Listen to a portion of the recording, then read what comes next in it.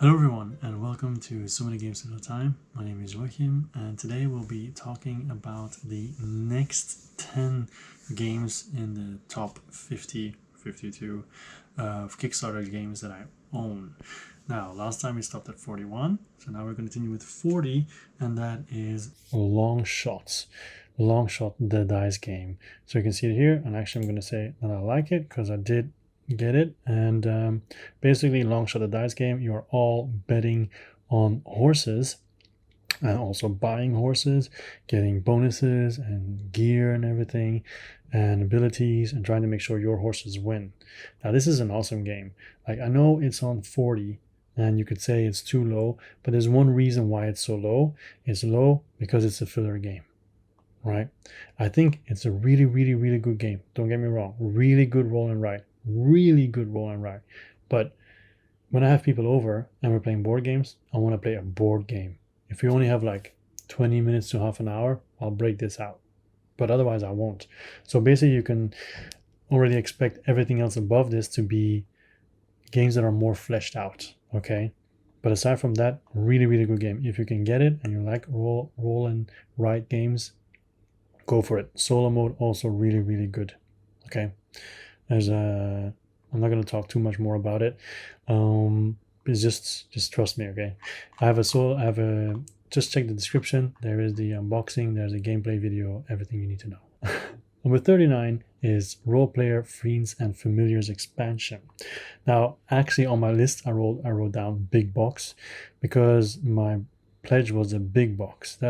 I wanted to have Fiends and Familiars, of course, but I also wanted to have the big box to put everything nicely together because the main box was overflowing almost. The Familiar edition is good as well, but I have to say this would be higher were it not for its brother that I like more. Now, I'm going to say what it is already. You just won't know where it is. But Role Player Adventures I like more than this, because in here with this one, Role Player, you are basically creating your own character, right? This is a big box. You're basically creating your own character. Now, I don't know if there's a way to explain it here with what I can see. Maybe not. So I'll quickly go Role Player BGG. There we go. So, here you go. And that's a good example. You're making your own character, right? You're rolling dice, you're drafting dice actually, and then putting them in the slots that has like dexterity and charisma and intelligence and so on here. So you're basically creating your own character, getting all these traits and skills and some items and weapons and all those other things. And at the end of the game, you have your character and it stops. Although with monsters and minions, you also fight minions and a final boss, which makes it a lot better. And also with Fiends and Familiars, you get a familiar and get more options and 3 more spots to put dice in. So the game is good, don't get me wrong, but I like playing this and then moving on to Role Player Adventures because you can do that, even though apparently it's not the optimal way to play. Story-wise, it's cooler. But anyway, so that's Role Player. That's why it's a bit low, because I don't tend to play it anymore. If I want to play anything to do with Role Player, then I am now levitating more towards or leaning towards adventures. Okay, next one. I already said it. Number 38 is Valyria Card Kingdoms. Now I like, Darksworn, sorry. Valyria Card Kingdoms Darksworn. I like Valyria Card Kingdoms already, but Darksworn brings a campaign, okay? And that is cool. I have the first session, scenario, whatever is on the channel as well that you can check out. But it just adds more of the same, but then also a campaign, okay? All these different locations you can visit, and then you have to basically do a regular game, but they're trying to destroy your walls that you then have to repair and make sure you gather up enough resources to defeat the bosses and everything. So it works. It works very well, but like I said, I've only played one scenario. I want to get back to it, but so many games all the time and so on. You can see the walls here, they're burning and everything.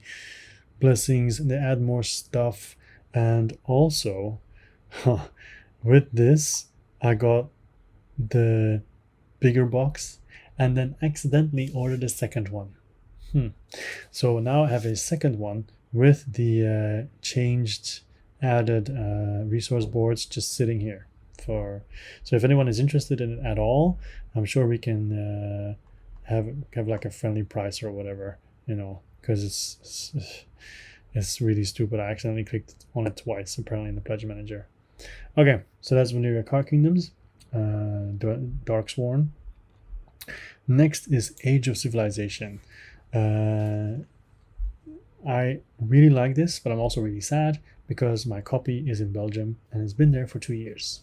So the fact that it's still this high is saying something. Basically, a civilization game that fits in your pocket, and it's true high playability. I even got the playmat for this. So many cultures, so many different ones that were unlocked as well. Let me see if I explain exactly how to play. See the playmat here. For example, there's 8 action cards, all these, right? You'll have them, and then you can do the actions, and then it moves forward. So hunt you can use in the first round, right? So the same thing with wonder, research, and save hunt, all these 6, but then these 3 will move to the right. Okay, you can see. So you no longer do hunt. So every round that changes, every game that changes because you shuffle them up, right? So that adds a lot of decisions you have to make. And then you have, of course, the civilizations that you can then take and change and everything. I don't know. It's been a while, obviously, that I've played, but I really enjoyed it when I did play it. It's pretty short. It is brain burnery at times, so I really enjoyed it. They actually released Age of Galaxy not long ago.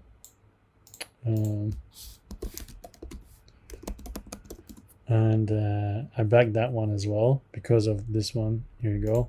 Same people. Galactic Civilization game in a small box. Looks a lot different though. But just so you know, it's from the same people. See, this one looks a lot different than the previous one. But if it's the same quality, count me in. Okay. And actually you can see I backed it again to get Age of Civilization because I just want one here and in Belgium. I'm actually buying it twice. All right. So next one is number 36, Gorinto. I have a bunch of videos of that too. And I really like playing it because it's so tactile. Wow, these actually look even cooler if they're like this. But yeah, so you have the 5 elements: void, wind, fire, water, and earth, and you will be taking them off the board and building your own set, as you can see. And they're like seasonal scoring cards, but that's an expansion, I think. So every round you have a different scoring. So they might score for the void, they might score for the highest stack or the lowest stack, and all those kind of things.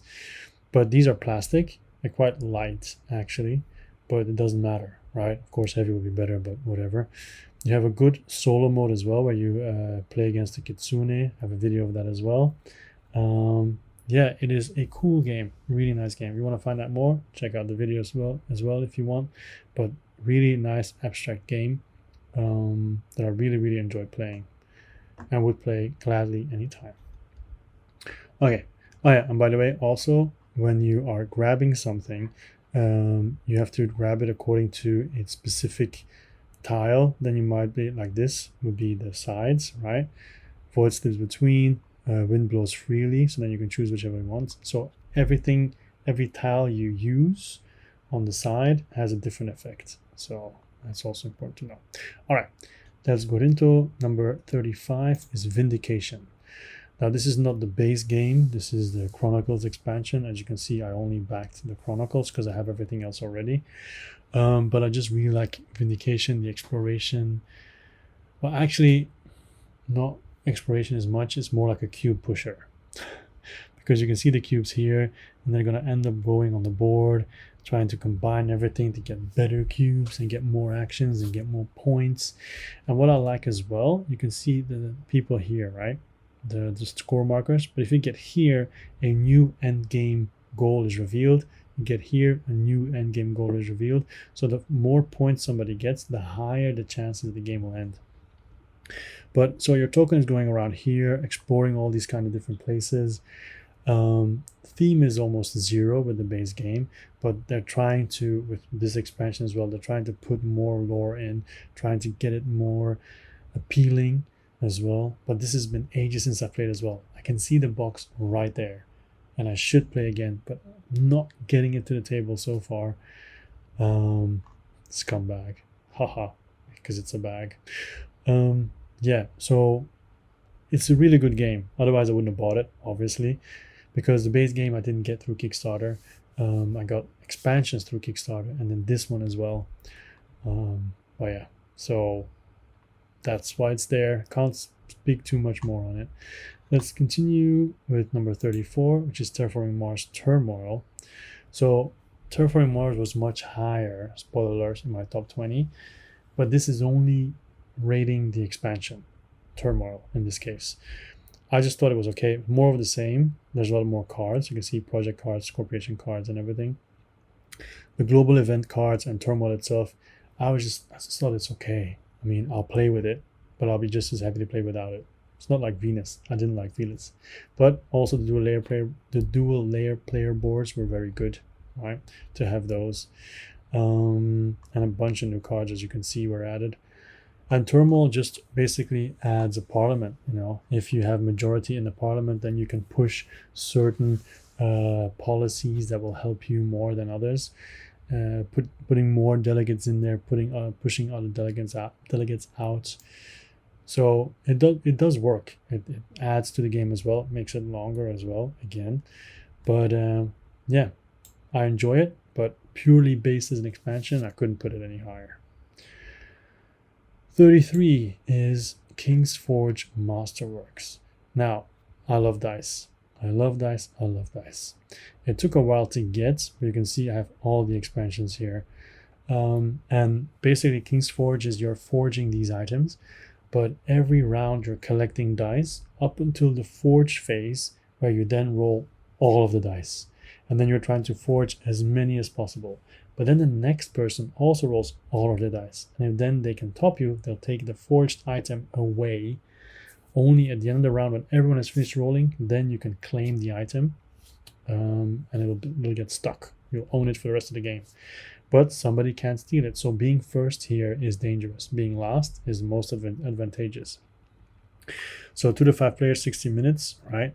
And you can see different dice mean different things because you have all these cards that come out. Is there a picture of the board that would be much better to show you guys? Yeah, this is the board basically, kind of like a mat.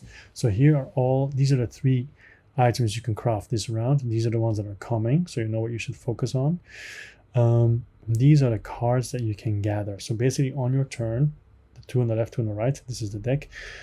You can put a dice here, the requirement, and take the card and do the action, top or bottom. Or you can go to the docks and do it there as well. And people will be doing that. Bum, bum, bum, bum, bum, bum, bum. New cards will come out. You'll know the cards that are in the deck after a while. So you're hoping, okay, I hope this comes out. I hope this doesn't come out, and so on. And just collect dice and then just roll. It's just cool. You can roll up to 30 dice. That's not even strange, right? And that's just what's cool about this game. And then there's so many expansions as well that I've only seen a couple of so far, but I really want to explore this even more. But this, I'm not selling this because it's just cool. It is just cool to roll so many dice at one time. And there was someone who said, I read a long time ago, he said, I don't like it that you only roll once. But if you're in this during the gather phase, right, where you're getting cards, make sure you get mitigation stuff. If you can mitigate your roll, then you can re-roll or change it, and then there's a lot more to it than just a one roll. Okay. Then we have Ruins Deathbinder. Okay. Really like this game. Basically, Slay the Spire board game. You are going through a dungeon where you are constantly meeting enemies and you have to fight them. I like it because the board has a ton of upgrades you can do and choices you have to make. But I like it even more because of these cards. These 6 cards, you always choose 3 of them to do your attack, if I'm not mistaken. But there's so many options always that you can do. And you can also, of course, increase the amount of cards that you can use. There's side quests as well. Defeat enemies with use cards combinations. It's just really cool. But there's a gigantic lie. It says 30 to 90 minutes. No. I played almost 3 hours for one. It's all on the channel. It's my first playthrough, I think, on the channel. But it's good. The expansion just came out. Can't wait to try it. Really enjoy it. But you really cannot do a full dungeon crawl in one evening and expect to finish in 90 minutes. That's not gonna happen. So yeah, it even has some Slay the Spire team up cards, which is kind of funny, especially because Slay the Spire later on released their own board game. All right, and then the final one that is, I should say more about Ruins, is that of course once you finish the complete floor, once you get to the end, you will fight the boss, level 1 boss. Then you go to level 2, there'll be a bunch new tokens, go through it again. You don't have to go through each token, okay? And some tokens will be a fireplace where you can just relax or buy new cards and all that kind of stuff. So there's 3 levels, 1, 2, 3. As far as I know, 3 levels, probably, maybe 4. I think 3. Whatever, it doesn't matter. Okay, let's move to Sanctuary, which is number 31. Now, I really like the company, basically, Tabula Games, because they have Mystea, they had Ikeon, then they had Sanctuary. I like the art, I like everything about the world. So I have this whole set here with the playmats and everything. I like it, but sadly, it has gotten a bit of a backseat because Radlands came out, which honestly I think is better, or at least more appealing, because for this I think you have to play more often to really get a feel of the factions and find out different strategies. But I think with Radlands that's not a problem, but you do have 6 factions and they do play very differently. But the cool part is, like, if one of the things that you can add is when your leader dies, he still has an effect on the whole game. Like, even though he's dead, he's still not dead. So what Sanctuary is, basically you have your own 3 sanctuaries that you choose at the beginning of the game, or 4 depending on which play mode, and you have to protect them. Okay. But the cool part is there not a picture somewhere that I can show? Well, I can just show it here, I guess. But there's so many pages, there should be a better picture, I think. Dun dun dun dun dun dun dun. Wow, they really went all out. I forgot about that. Really? No picture of the whole map? Okay, here then, I guess. Oh yeah, here. So you have a sanctuary which has a defense value and a timer.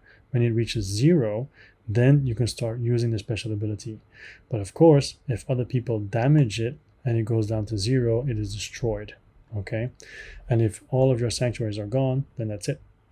So every turn you get some currency and you can play cards. You either put them in the top row, which is attack, or the bottom row, which is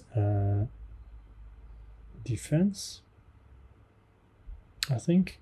Or yeah, defense. And then you can also have different effects on each other. You can see there's a lot of icons at the bottom that will have an effect. You can see here, acolytes in attack position will face the opponents in defense position. Yeah.